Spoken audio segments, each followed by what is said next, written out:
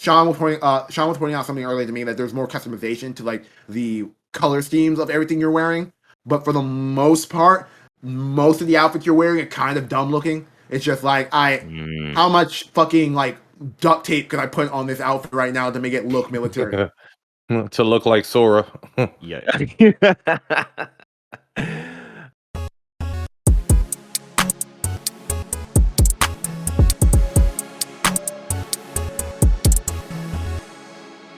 What's up, everyone? This is Press X Star Podcast, Season 5, Episode 38. Press X Star Podcast is the audio and video podcast seeking to transform the video game media landscape through an underserved and protected point of view. Restorative justice for the underrepresented programmers, developers, and consumers. I am your host, DJ, a.k.a. Sexy Bad Choice, a.k.a. Did You Know? Jeff Keighley's father invented IMAX.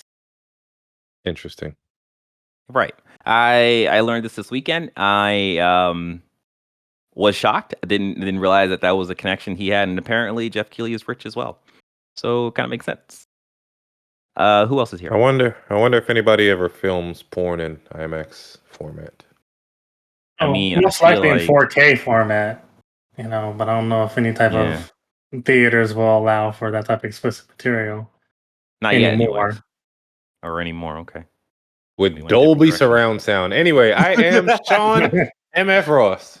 What the MF stand for? Slave ship banter. Oh. Now think about it. Is the MF silent? Yes. Who else is here? It's your boy Jordan, aka JXPot, aka The Last Libertad. Oh, The Last Libertad. Oh, okay. I see where we're going with this. Okay. It says it's so American. Go ahead. Last up. Hi, I'm Avery. He's awake now. Yes. Ready and raring to go. Try and muster at least 10% more energy than I had this morning. And this is to go beyond ultra. Go ahead. Right.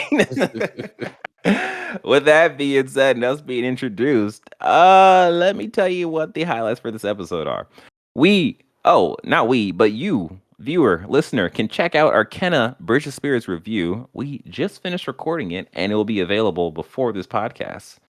So if you haven't seen it yet, make sure you check it out after this podcast because you're doing it in the wrong order. We will be talking about Far Cry 6 and Battlefield 2042 beta gameplay impressions. Sora is stepping out of Kingdom Hearts and going somewhere else, which is really interesting. And then GTA Trilogy has been released. So that are the things. There are some of the things we'll be talking about in this episode. With that being said, let's jump into what we have been playing. Let's start with Far Cry. A couple of you've been playing Far Cry. Yeah. What's y'all takes on this game? I am enjoying it so far. The tone of it starts out very rough, very sad, kind of. Yikes. I'm not going to spoil it, but I am enjoying the gameplay. I did not play Far Cry 3. I don't have any intention or desire to go back that far. Mm-hmm. But I started playing with Far Cry 4 on the PS4, skipped, what the hell was that? Primal, played 5, skipped New Dawn. So I know some people are like sick of it at this point. It's very formulaic, I'm guessing, but I'm having a good time with it so far. Yeah, from what I've been hearing about it, it's a lot of people just saying it's just more Far Cry. But I mean, that's really not a bad thing if you know what you're in store for. Exactly. I mean, that's just like people playing Madden every year or FIFA, whatever, NBA 2K.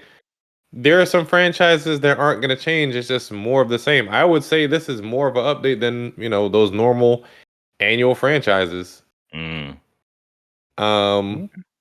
I don't have much to complain about so far. I just got to like the second island. You start on some little island isolated and you're trying to escape, for the most part, this blockade. How big is that map? This shit is gigantic. Jesus Christ. Pretty large. I saw the first map and I'm like, all right, this ain't too bad. And then I zoom out like everybody else and I'm like, what the hell?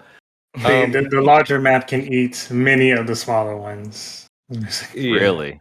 Jesus. Okay. Granted, Is it a thing Huh? where it's all land, or is it like, oh, there's water here too, so that's part of the It's map? land Water. and water, and they have Okay. islands sprinkled in without. I'm curious to see the actual square footage or square mileage of this compared to something like Skyrim or GTA, though, because it may just be the way it looks Okay. on the map. Yeah.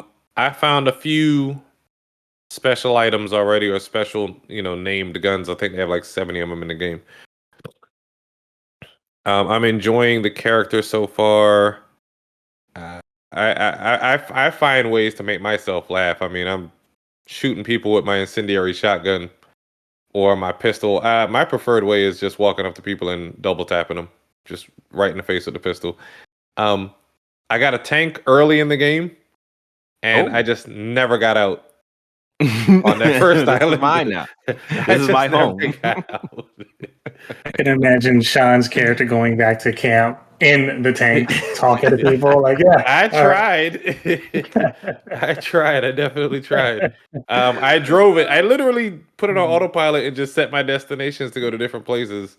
Oh my god. And I do like that the story kind of reacts to stuff you have done. So at one point, and I don't feel like this is a spoiler, really, there's an anti-tank or anti-air tank that you're supposed to take out in the game at some point.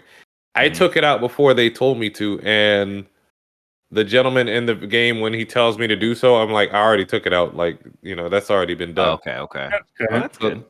They kind of react to stuff like that. But otherwise, Far Cry is Far Cry. I don't really have too much of a complaint yet. I just hope this isn't bloated like Valhalla was. Yeah. Real quick before we jump to the next person, what was your experience? Not experience. How many Far Cry games have you played before this? Just 4 and 5. Okay. Cool. Mm-hmm. All right. Who else been playing Far Cry? I'll let you speak first. No. And this is gonna be quick because I only played about 2.5 hours of it, or maybe 3 at this point. I didn't get too much game in yesterday, but yeah, it should be Far Cry 6 semicolon fans only, because it is very much so like the previous ones. It looks visually looks great. Like, this is probably like one of the best looking in the series, but this is literally the next generation of console. Oh, yeah, I would hope so, yeah. They have used the same game engine since, I think, 2, and they've continued to refine it each time. And I think now the most significant portion is the skybox and the volumetric clouds and stuff like that, which does allow for it to be prettier, I guess. I like the shenanigans. I like seeing people randomly getting run over by other NPCs in horrific ways. Wildlife attacking NPCs, both friendly and enemy. The Gator Companion's very fun.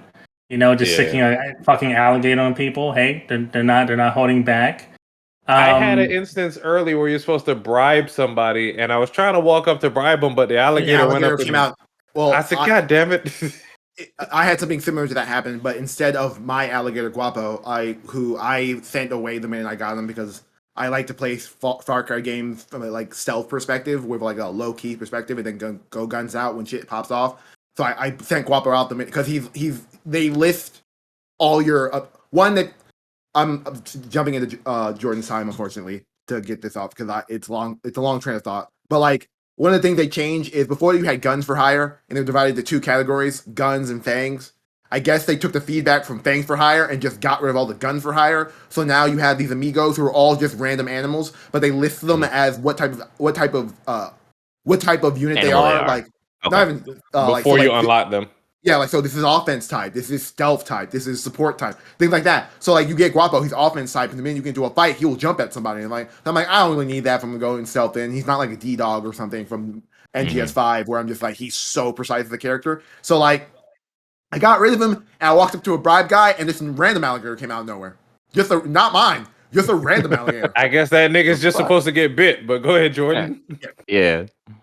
And one thing they added this time around in Far Cry is now there's a level system. So there's some areas that have stronger enemies, and the drawback to that is shooting that someone similar in the like head. what they did to Assassin's Creed? Yes, yeah, kinda. especially with Odyssey, which was or Origins, I'd Valhalla. imagine. All that mini trilogy, they are all the Yeah. same within Assassin's Creed. But what I am trying to articulate is headshots will not always kill instantly because of that. If you do go to an area where you have enemies that are higher rank, and you may be well, based on what I can tell, 1 or 2 ranks below, you shooting them in the head won't kill them automatically, which I've always had an issue with across all games that do that. I'm like, no, headshot should be constant. It takes skill to make a headshot, reward me for doing it.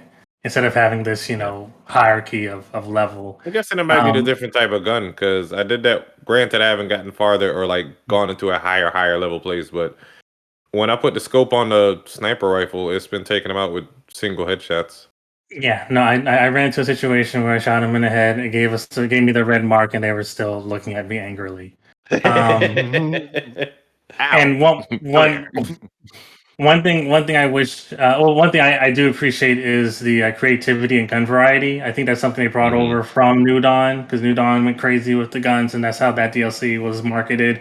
That was clearly a test run for this game, and they just leaned into it. So right now, I'm just waiting for Danny Trejo in that DLC when that comes out. That's all I really want to play now. Yeah, I don't think he turns down any work.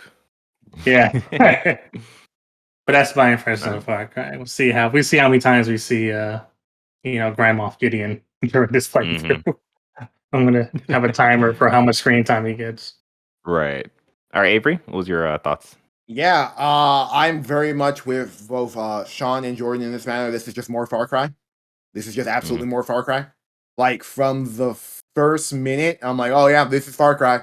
This is absolutely they've from a pure the only like and speaking to what Sean was talking about in regards to this feels like the most Ubisoft Far Cry I've ever played. In that the DNA from all the other Ubisoft games is in this game, and like it's for better or for worse. Like the gated areas via enemy level is something from Valhalla. The loot and weapon system is something from like fucking Division and stuff like that. And it's like a lot of those new elements kind of ruin the Far Cry experience. In that, for me, it I fundamentally, unless your game is a looter shooter, like a loot based game, I hate loot drops and shit.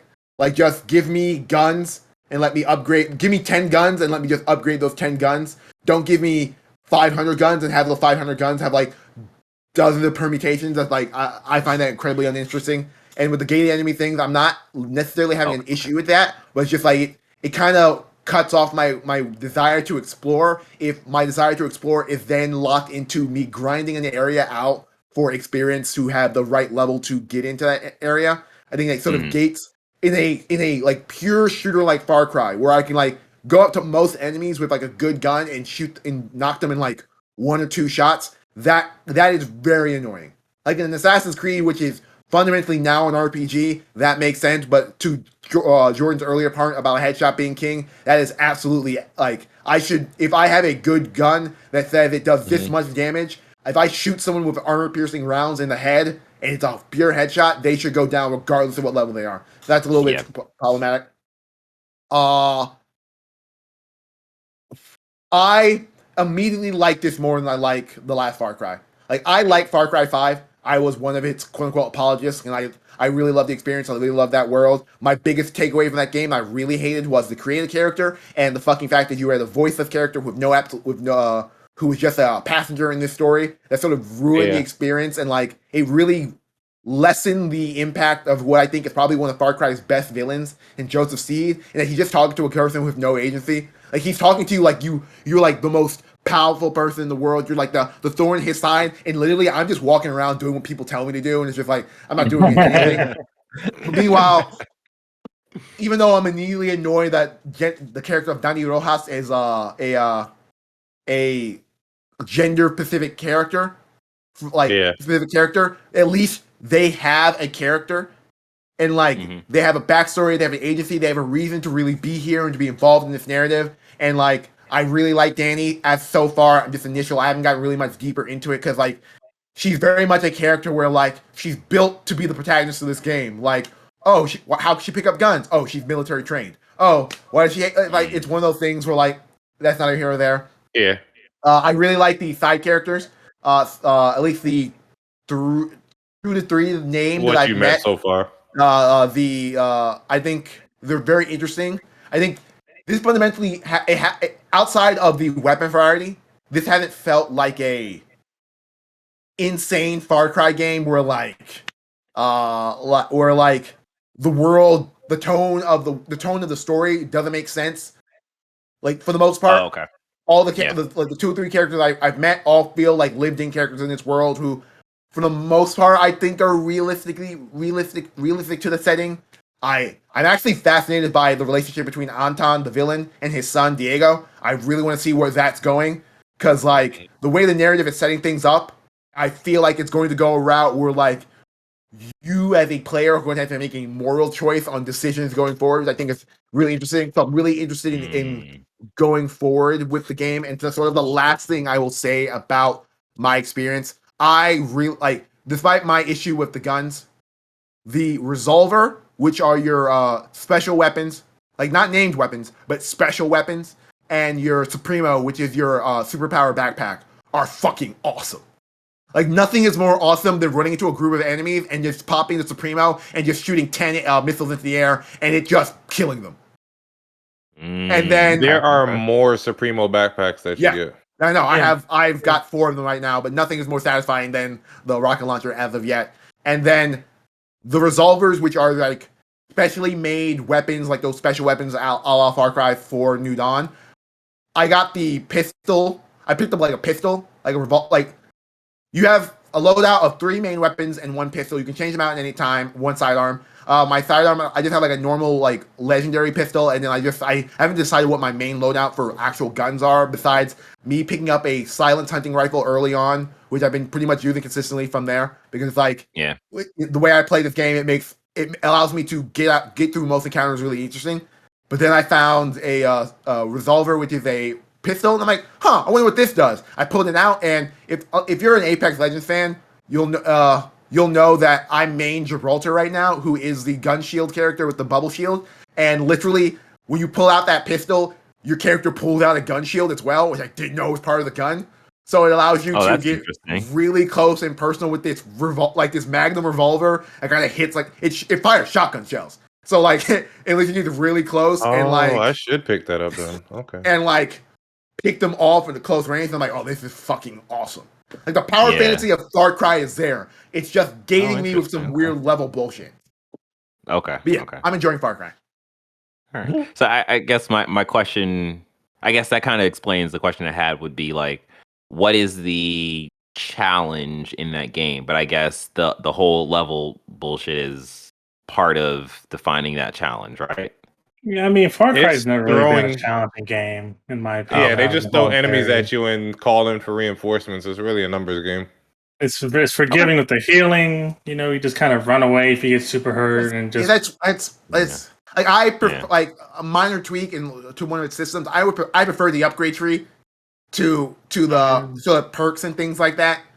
Because like I don't understand how the healing works in this game. It took me a while to figure out that it just reloads. Quite strange. Yeah. Like the game starts you off with the game starts you off like you can heal at any time. Hit the triangle button, and like you start off when the game begins. They give you 2, and then you use the first one, and then you're at 1, and then it doesn't go back up to 2, and then when you go to 0. I'm like, oh, I need to look for I thought like I would be looking for med kits, health items, things to like recharge it. No, it's just auto recharges from 1 to 2. So like in regards to that difficulty of levels, if you can hide for like 30 seconds, you'll instantly get another instant heal back. And I'm like, this is weirdly designed and balanced. Does the instant heal your entire health or like a part of it? It heals to a certain extent. Like if you heal and you're being shot at, the damage you're being dealt will go into what you're being healed.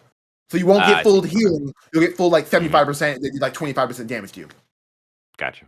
Yeah, in my head canon, I just think Danny's walking around picking up cigars to light and put into her rooms, her or his room wounds. Yeah. Which version of Danny are you guys playing as? The woman. man. I'm playing with the female Danny.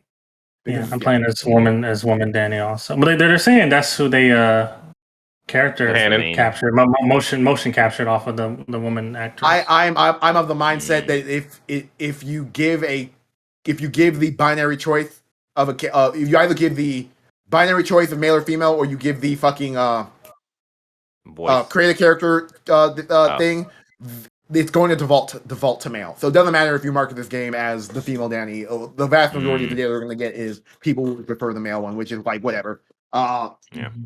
I like to one minor point. I like the transmog in terms of the outfit. All your clothing has perks, and those perks are actually really, really interesting and dynamic, and sort of ultimately change the way you play. Because like right now, I'm running a full runner perk system, which allows my Danny to move really fast and just makes me fucking sprint jump everywhere. Because I get like a boost of speed when I come out of the sprint. I really like that it allows you to transmog, which allows me to not walk around like a burlap sack just for points. It allows me to fundamentally wear her base outfit, which I think is a really cool design. Yeah. But that gets to With a minor that point. ability. It gets to a minor point in that like Sean was pointing out something earlier to me, that there's more customization to like the color schemes of everything you're wearing. But for the most part, most of the outfits you're wearing are kind of dumb looking. It's just like how much fucking like duct tape can I put on this outfit right now to make it look military? To look like Sora. Yeah. All right. It seems you guys are having a good time with Far Cry 6, and we will talk about that more in the future. The next game we are going to talk about is the beta for Battlefield 2042. Beta. Yeah. So in this case, it was Sean and myself and Jordan. We all played this game. Did you play with Jordan? Y'all played again? No, I didn't play with Jordan. Oh. No. No. Did you get this on Xbox, Jordan, or PS5? Yeah, I got it on Xbox. Okay. So yeah, I will start because there's been a deficit in terms of words that came out of my mouth so far in this episode.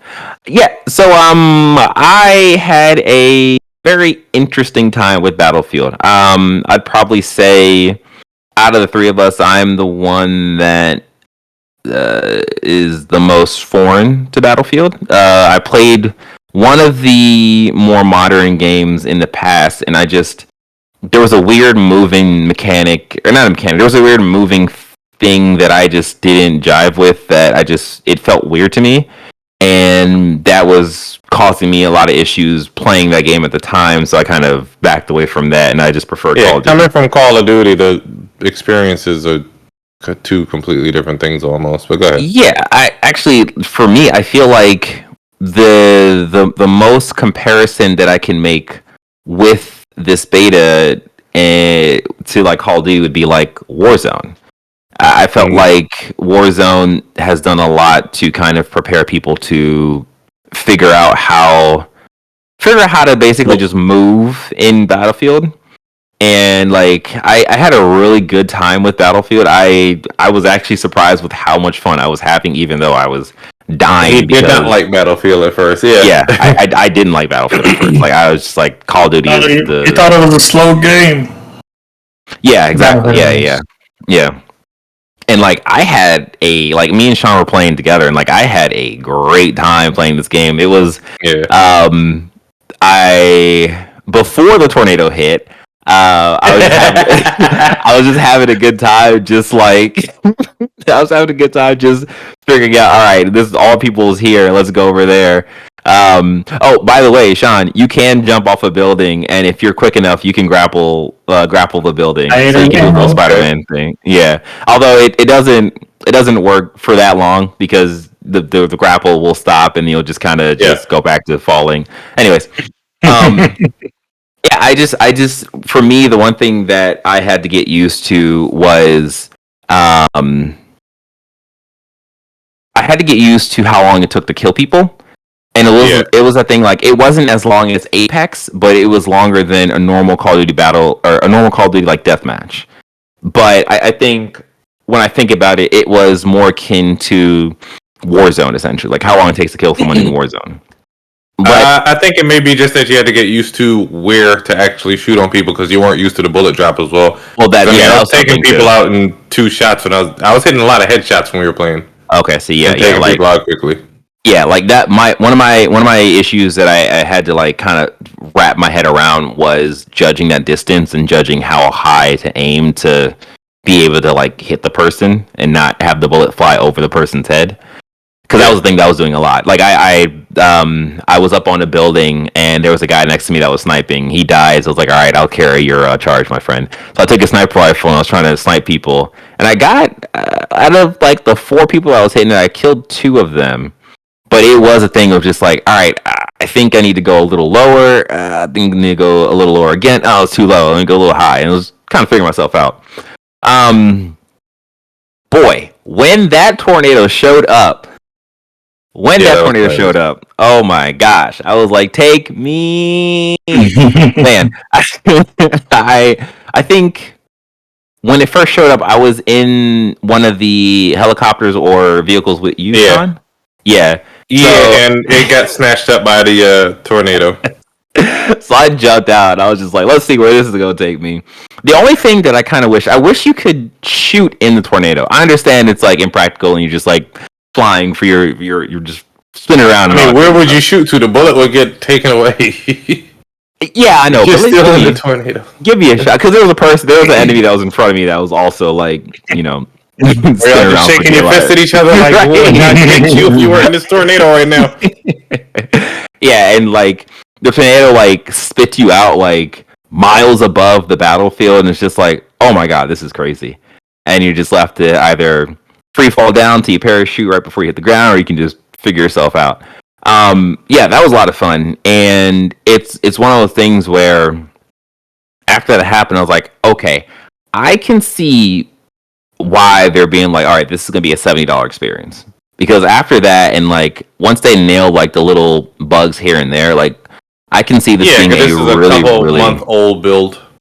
Yeah. Like I can see this being a really good time playing online. So you can see why people enjoy Battlefield now versus Call of Duty. This isn't necessarily more realistic. It's just less arcadey than Call of Duty. We had a few clip-worthy moments where we were like holding down a building and either somebody was sniping us from a hill 100 meters away, or somebody was flying a helicopter and unleashing hell on us. It was just, oh my god, it was a lot. It was a lot. There was one time where we were trying to take one of the big buildings. I forget what point area one it was. Of the points. Like, yeah, we were trying to take one of the big buildings, and there was people on the building that was parachuting off of the roof of the building, and we were just, as I was like focused on that, out of the corner of my eye, I see a person in a vehicle jump off of a cliff or a hill, and like they like fly across and then it explodes. I'm like, oh shit. Like, this is wild.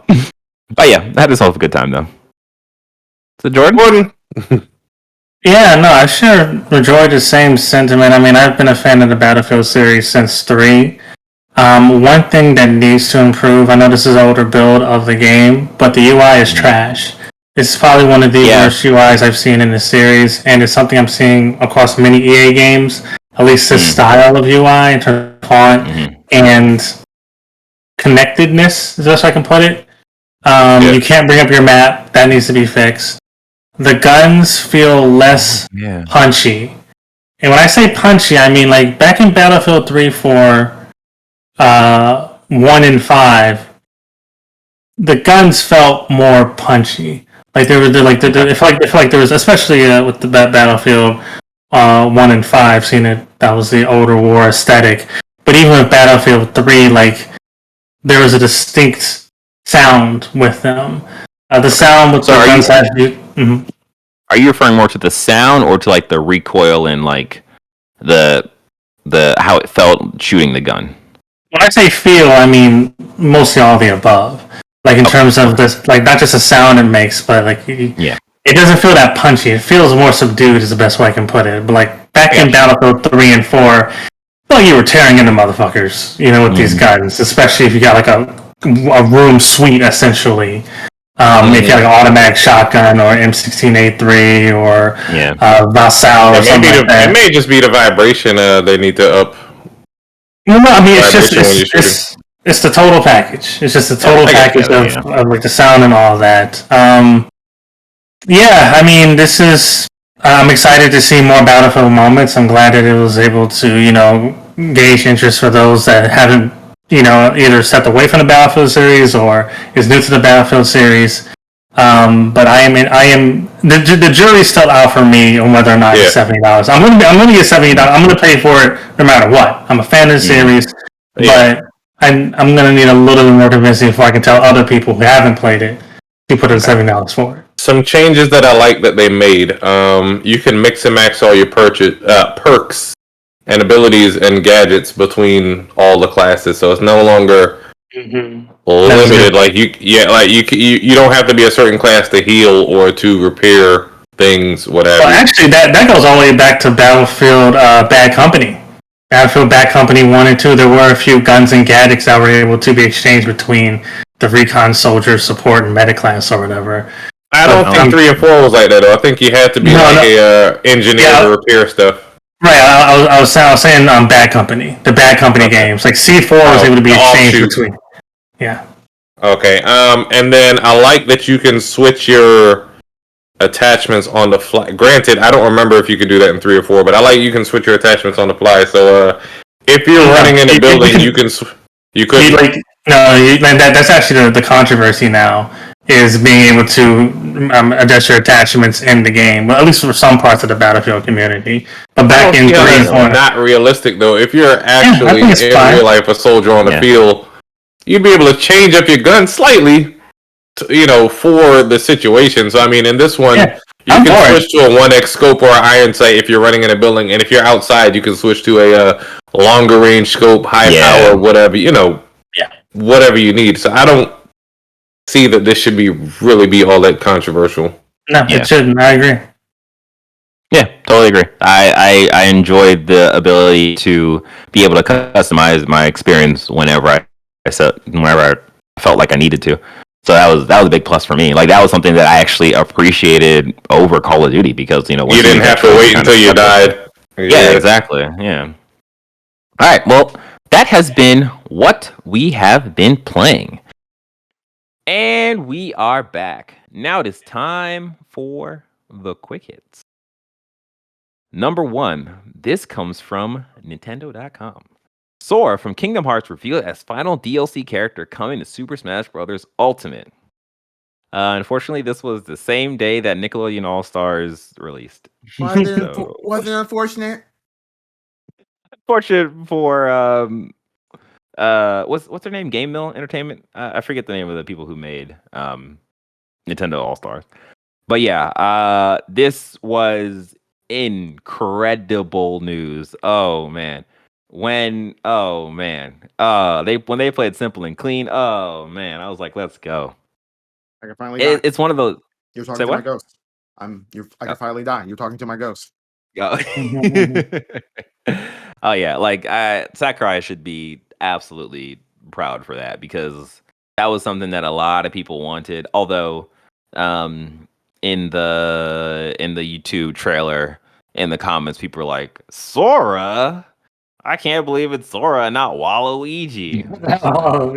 The particle set. All right, guys. All right, but yeah, It was really surprising. That trailer was so dope. It was a cool surprise, and it's a nice way to end that series. Everyone's now questioning what's going to be the next iteration of Smash Brothers going forward with all of this.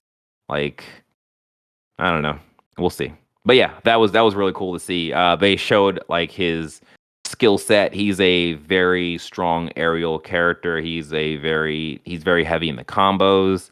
In terms of his different forms, they kind of tie that to the different outfits, but they don't really have any effect on his attacks.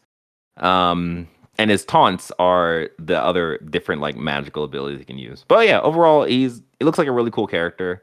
Are you gonna get that character? Or do you have the fighter pack, Avery? Yeah, I've always had a fighter pack. The only Yeah, thing okay. I told you this ages ago when they first came out. The only thing that was sour Mhm. me pre-ordering this fighter pack with is they decided to put Goku in this game, and I'm like, why would you do that? I'm not paying for Goku. I want another fucking Fire Emblem character. Right. Here's another sword guy.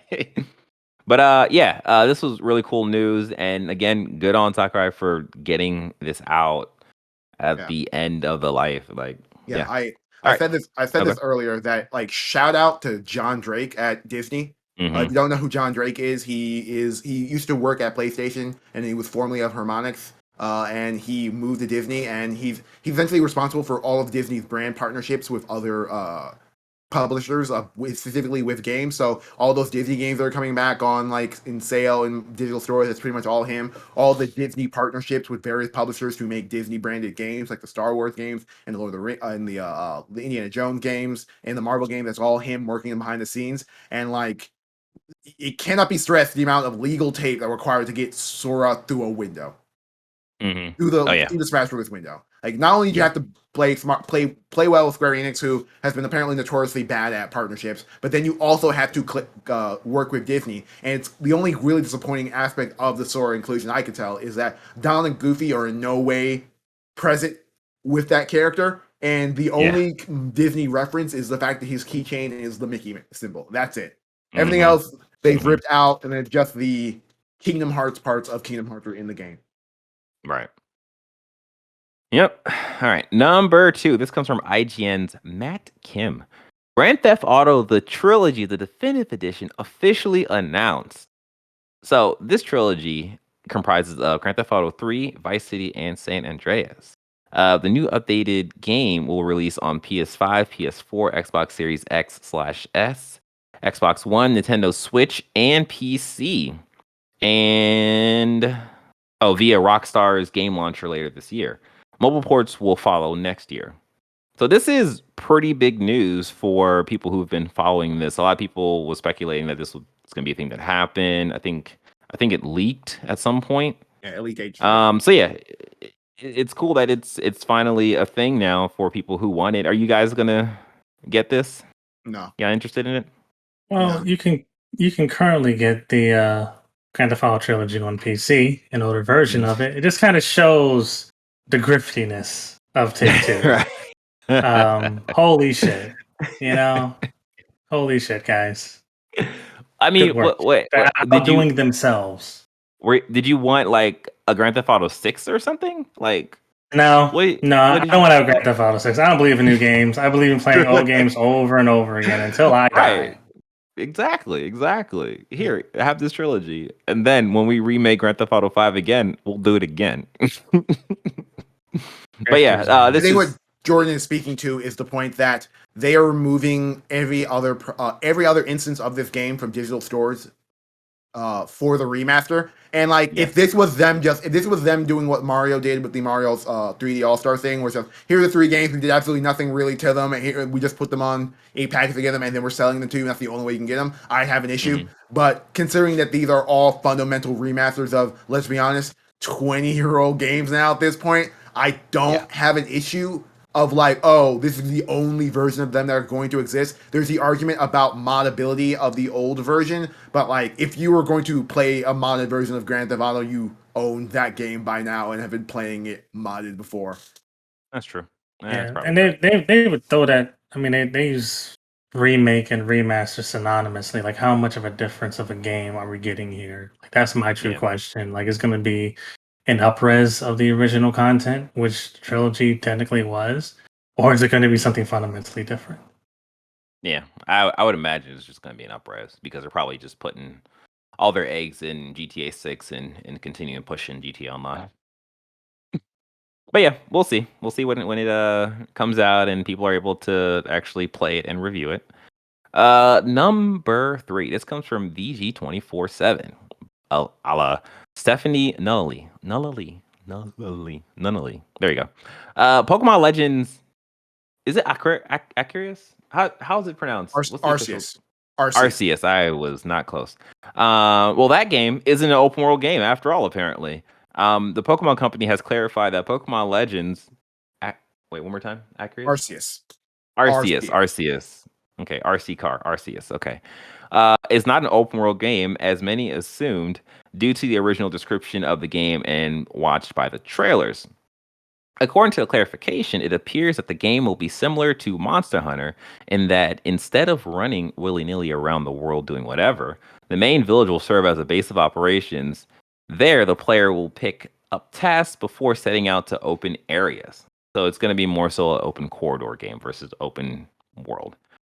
Um, that's fine, I guess. It's one of those things where the more that comes out about this game, the less excited I am for this game. And it's not even about the open world corridor. It's more so the last gameplay trailer they show of you as the trainer fighting um the new evolution of Scyther.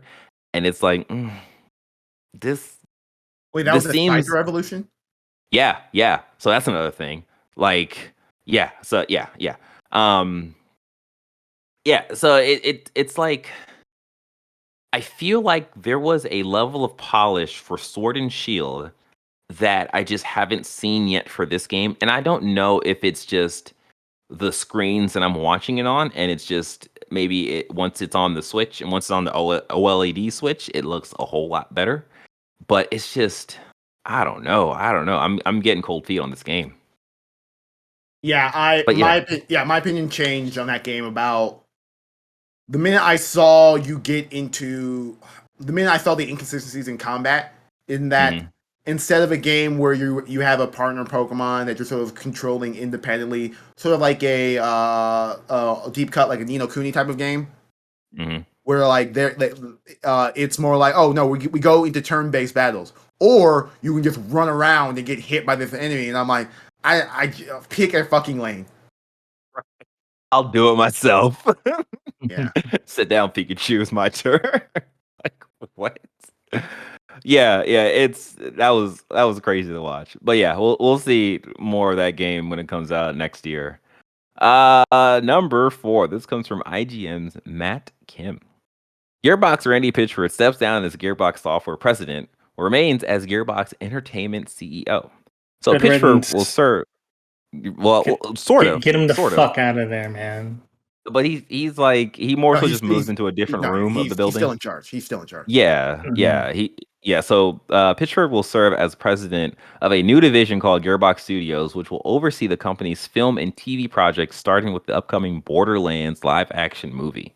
The further away he is from the Borderlands video game, the happier I am. I mean, I understand he's still quote unquote still in charge. That dude's problematic as fuck.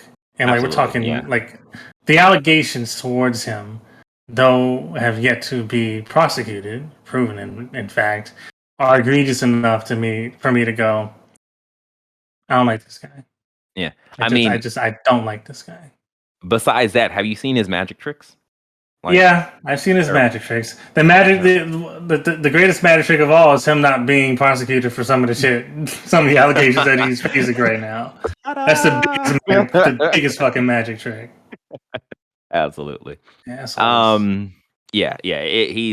He's just bad. Number 5. This comes from Destructoid's Chris Mosey. Yeah. Konami contest challenge indies to develop games using classic IPs. So this kind of came out of left field. Longtime developer / publisher Konami has announced a new contest which indie developers are tasked with creating brand new games based on the company's huge portfolio of brands and classic IPs. The action and shooting game contest was announced on IGN and could see the winner walk away with a fat check and potentially huge game sales.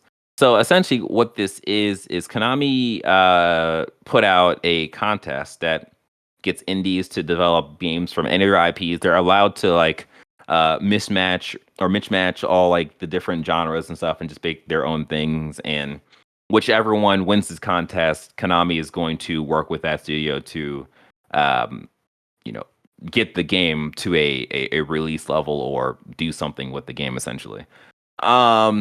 I've been hearing a lot of very mixed opinions on this. A lot of people are like, "Oh, this is cool. This is really interesting. Like this gives indies a way of, stepping into the limelight and being able to create games or being able to get ideas out that they, may have thought of for years, but just didn't have the opportunity.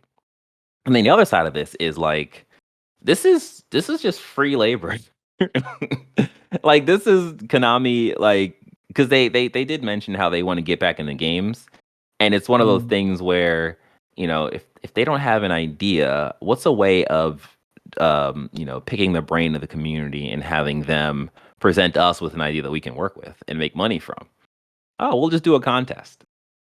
We'll just have the artists work on the games without us paying them, and then whoever wins, we'll cut them some money. So that's kind of the two sides of the fence that I've been pretty much watching since the release of this whole contest thing. And I don't know, I see both sides. Being a creator myself, I can understand the idea of like, oh no, this is a really cool way of getting my idea to Konami, and if it's a good idea, then they will do stuff with it and include me into it. But the other side is like, am I being taken advantage of? I don't know. It's the only way that this, I think, comes out to be any equitable is that whatever you make, you have Konami will publish it in the sense that they are allowing you to use their IP and do whatever you want with it, and they will take money from it, but you're in charge of getting it out there. But you make whatever you like. The only way this works is you're allowed to, whatever you're working on, you're allowed to fundamentally sell after the fact. Oh, after the contest. Okay, yeah. Because otherwise you're just doing free work. Right. Yeah, because if you have no control over it after you're done, it is like you worked for them but didn't get paid until the end. Yeah. Oh, there is a shout out to Bloody Roar. That gem was another fighting game. I did love in Bloody the Roar. That was great. Yeah. Well, what's your take on this, Jordan? I mean, as long as people are paid and their contribution isn't exploited, then I'm for it. Yeah. But yeah, Konami, they're stepping away from pachinko machines, I guess, or they're just trying to find another revenue outside of pachinko machines. So how it was described to me is that I think when they initially stepped away from game dev, they moved to pachinko because they thought that would make more money. But then with the pandemic, they've come to a realization that the game industry is actually pretty sturdy. COVID spreads, the pachinko machines spread COVID quicker. That was the silver balls. Right. Yeah. So they've decided to make the move to go back into gaming, and plus a lot of people have been wanting them to do stuff with the Metal Gear IP, the Silent Hill IP, and Castlevania, right? Mm-hmm. Yeah. So this is a way for them to kind of get a kickstart back into that realm. But again, as always, we will see where this goes, where this leads to. Maybe we'll get a Bloody Roar, Metal Gear Solid, Silent Hills Vania game. Yeah. Mm-hmm. All right. That has been our quick hits, and it is now time for the heavy hitter. Heavy hitter. I'm gonna not whisper that in case you can't hear me. Avery, I gave this one to you because something apparently happened in Twitch. Yeah, so I'm gonna get before we talk about the main thing that is the point of topic of this entire event. It should be really overstated how fucked Twitch is kind of right now. A hacker, I believe, earlier this week got a hold of pretty much the entire back end of Twitch, published all of it on the internet, and for everyone to see. And the thing that everyone has been talking about is the financials of Twitch, and it's how people are making money. But honestly, the biggest thing is that the source code of Twitch got leaked. Fundamentally, if you don't understand what the source code is, that is the bare bones skeleton of a platform. And in Twitch's case, that pretty much means that it is super easy now for anyone to take all the work that has gone into Twitch and replicate it, mod it, do anything they fucking want with it, to the point where like the hacker's argument was he wanted to remove the quote unquote monopoly of Twitch because it was a toxic environment. And to that point, I say, yeah, go fuck yourself, dude. You are just being a hacker, hacking to make a name for themselves and do shit. You're like, if you want to punish Twitch. But your actions also have pretty much put everyone who's on the platform at risk of various things. So to talk about any like high road care about people is just kind of fucking ridiculous at this point. Like, I mean, like it's these hackers as of late are just targeting the wrong things. Like, just target Wells Fargo. Like, why are you targeting Facebook and Twitch and shit? Like, target the real enemies. What the fuck, bro? But like, I feel like if they wanted to do this from a good cause, I feel like if they just released the financials, like just the financials of it, that would have been enough. They didn't need to do the source code because I feel like in my mind when I think about it, okay, well you have the source code now. Instead of like, if I were to take the source code and I'm like, all right, what can I do with this? It wouldn't be, oh, I'm going to make a competitor to Twitch. It would be, oh, I'm going to see the source code, see how it works, and see how I could break Twitch. Well, yeah, now fundamentally it's going to be super easy to do that. So, hey, heads up to anyone, if you have a Twitch account, make sure you set up two-factor authentication.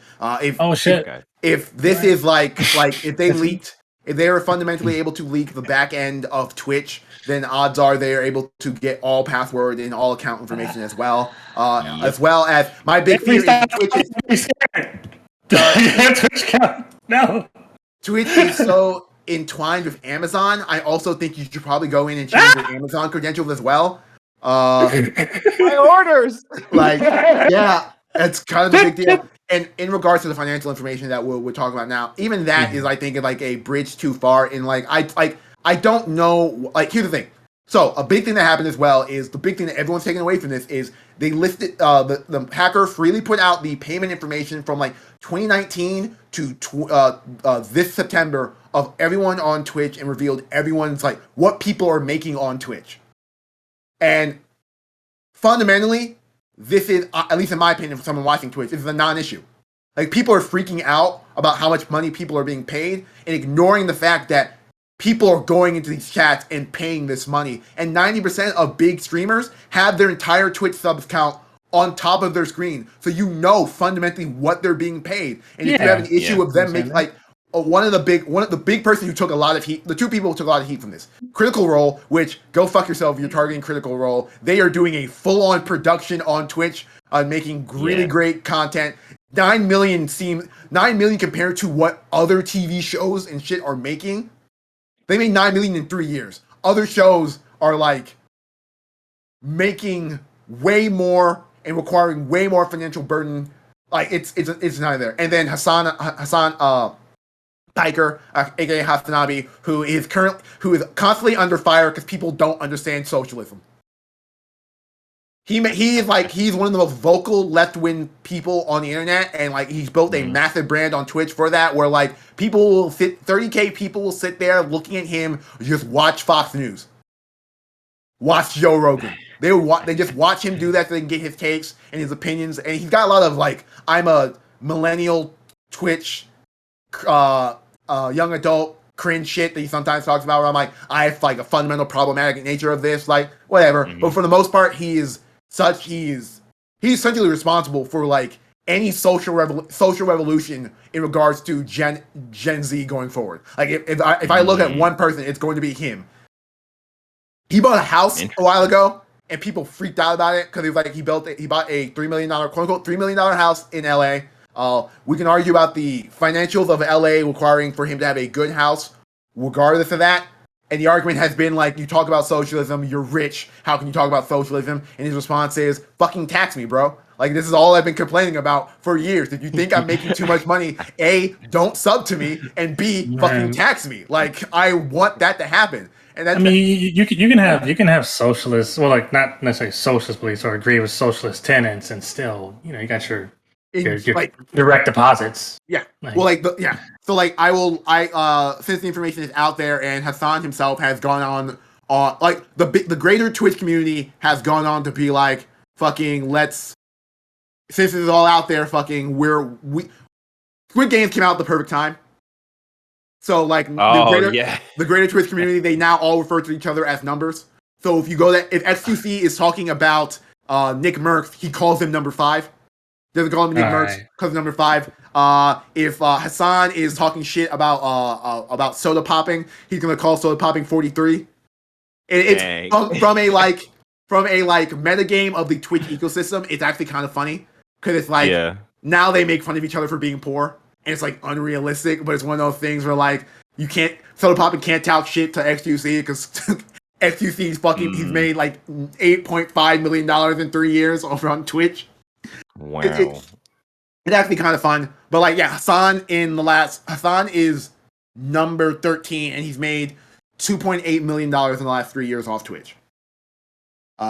Ludwig, who beat Ninja's like numbers, has made in regards to being signed, made 3.2 million. XQC is at 8.5, and only beat him is Critical Role at like 9.7. So it's like these are also shout out to the only Apex player on this number on the top 100 in TSM Imperial How at 81,000, like nearly $91,000. So that tells you how big he is as the number 1 Apex creator. What I think is sort of painful about these numbers is that people are now taking this information in bad faith and using it and weaponizing it. Like for me, that's where it loses its value entirely. Like you can make an argument about fucking like because of the nature of democratization of Twitch as a platform in which people have to actively go to your stream and give you money. This is not Twitch paying you. This is not Twitch hiring you for shit. This is like people are putting money into the Twitch ecosystem because of you. It's like there's not much you can really talk about the ecosystem of Twitch and who's getting numbers or who's not. You can talk about like the sort of like the faces of the creators and that there are not a lot of people of color in the top 100 being Payout right there and like women. Or women. I think it's like 3% in the top is women. Yeah, Pokemon is like the only one, and that's ignoring that. Like, Pokemon is at Amaranth is actually number 48, and Pokemon is 39. Okay. Yeah, not a lot of women, not a lot of people of color, and that lies, I think, but that gets into an ongoing conversation we're having on Twitch, at least as people on Twitch, is that the audience of Twitch needs to change. It's like at this point, at this point, Twitch isn't like a. We were talking about in an off cast. We were talking about like this movie, Kate, and Jordan was making the argument of it didn't necessarily need to be this woman. It could have easily been a Japanese woman, and I agree with that metric, but I also agree with the metrics of like. The movie was made because of where I lived with Wednesday, and I think that's neither hero there, but Netflix and inclusivity, Netflix and diversity and things like that. That's something they should be pushing and doing things like that. You really can't push that on Twitch because like fundamentally, like people want to watch what they want to watch. There's so many things going into someone's popularity on Twitch that like it's really hard to push agendas based on identity, if that makes sense.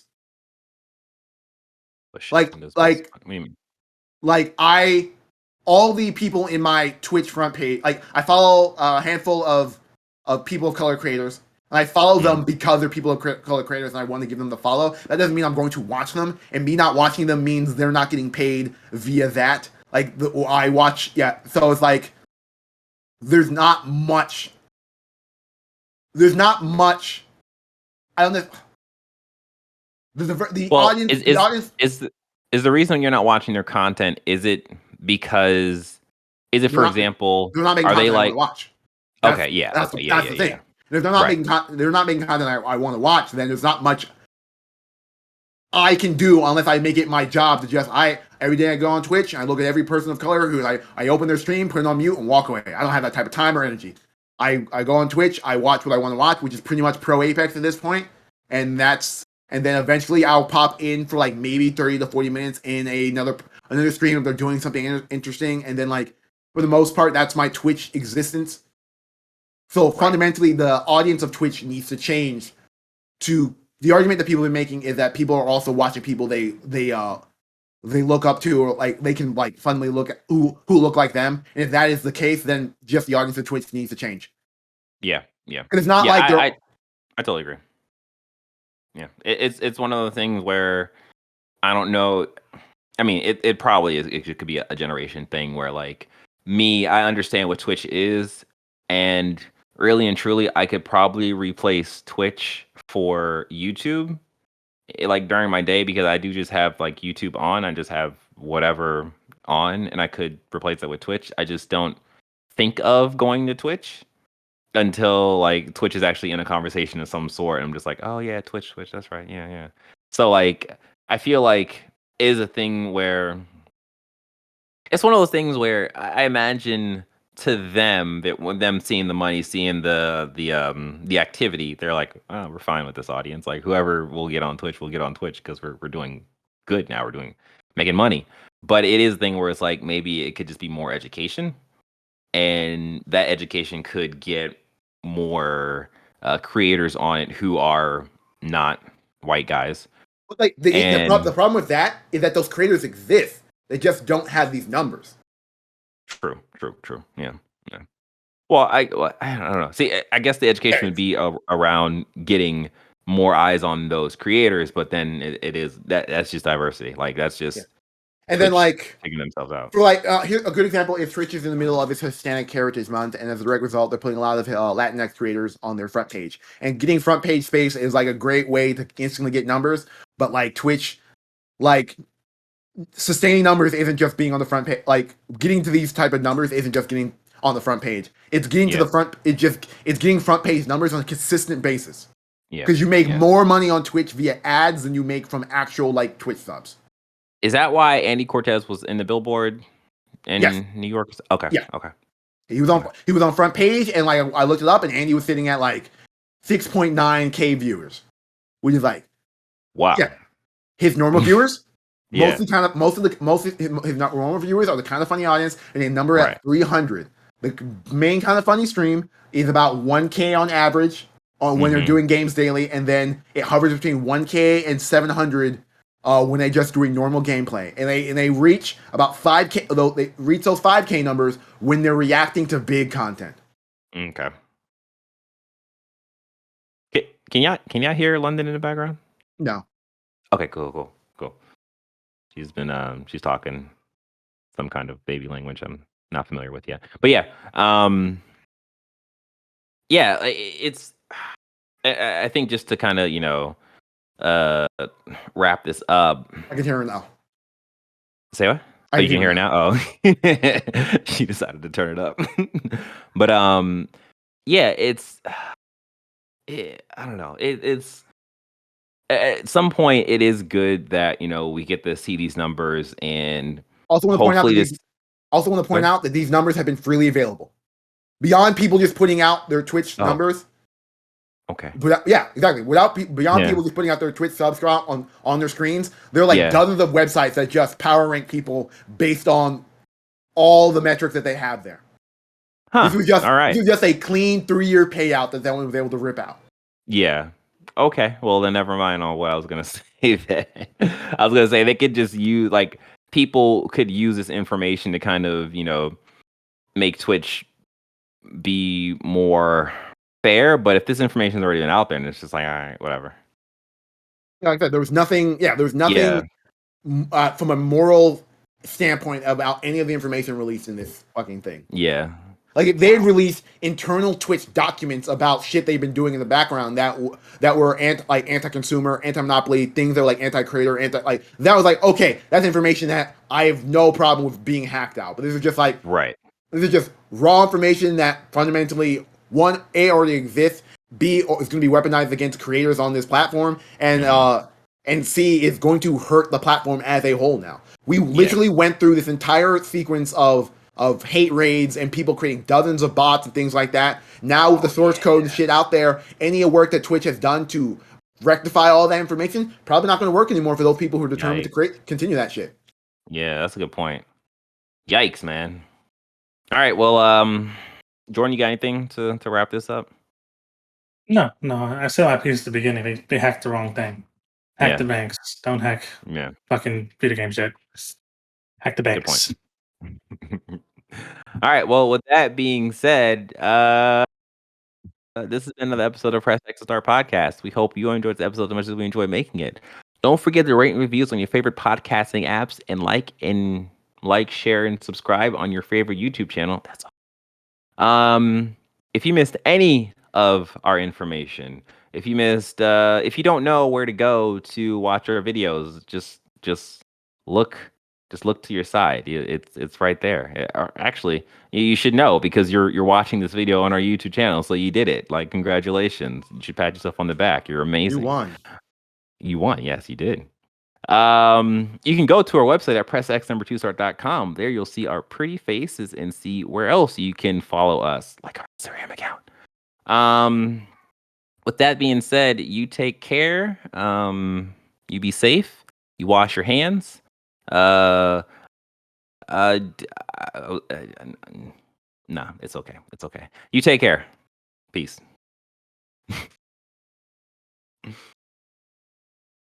Okay. Which episode was this? 38. 30.